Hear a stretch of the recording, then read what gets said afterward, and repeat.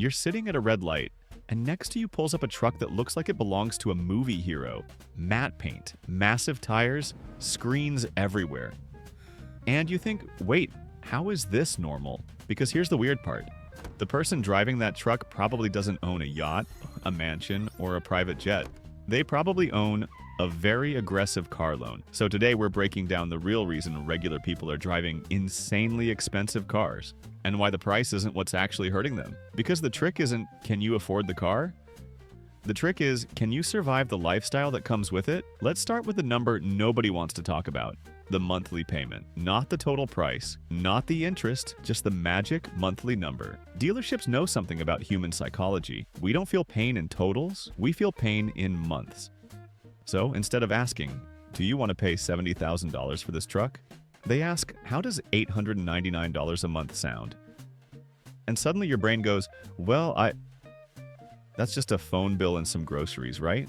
But here's where the system really gets clever. Loan terms. Back in the day, car loans were 3 or 4 years. Now, 6, 7, even 8 years is normal. Stretch the loan long enough and almost any car can fit into your monthly budget. It's like cutting a pizza into thinner slices and saying, see? Now it's healthy.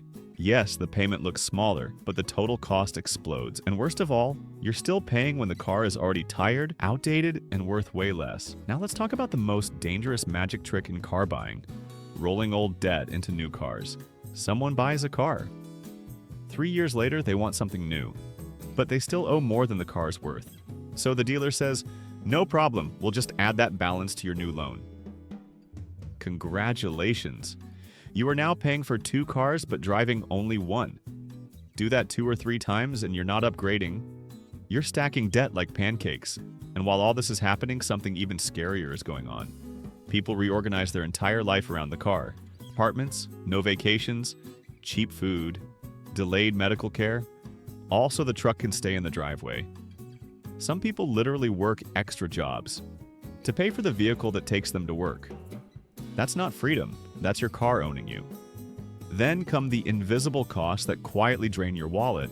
Insurance, fuel, maintenance, repairs. A big truck doesn't just cost more to buy, it costs more to exist. One brake job can cost $1,000. One sensor fails and suddenly your dashboard looks like a Christmas tree. And if you don't have savings, congratulations again. Welcome to credit card debt on top of your car loan. Now let's zoom out and look at the scariest number of all, opportunity cost. Imagine investing that $800 a month instead of sending it to a bank. Over 7 years, that could turn into tens of thousands of dollars, but instead, that money turns into rust, depreciation, and a resale value that hurts your feelings. We don't just buy expensive cars, we trade future freedom for leather seats and bigger screens. So why do we keep doing it? Simple. Cars stopped being transportation and became identity. Ads don't sell engines anymore, they sell confidence, power, respect, success. And once your car becomes part of who you are, criticizing the payment feels like criticizing you. That's how perfectly normal people end up defending financial decisions that quietly ruin their future. So the next time you see a car that costs more than a house down payment, don't think, wow, they're rich. Think, wow, that payment probably controls their whole month. Real wealth doesn't look flashy at traffic lights. It looks quiet, boring, and paid off. And sometimes the smartest financial flex is driving something that's already paid for. If you want more videos that save you money instead of selling you fantasies, hit subscribe. Your future self will thank you. Will thank.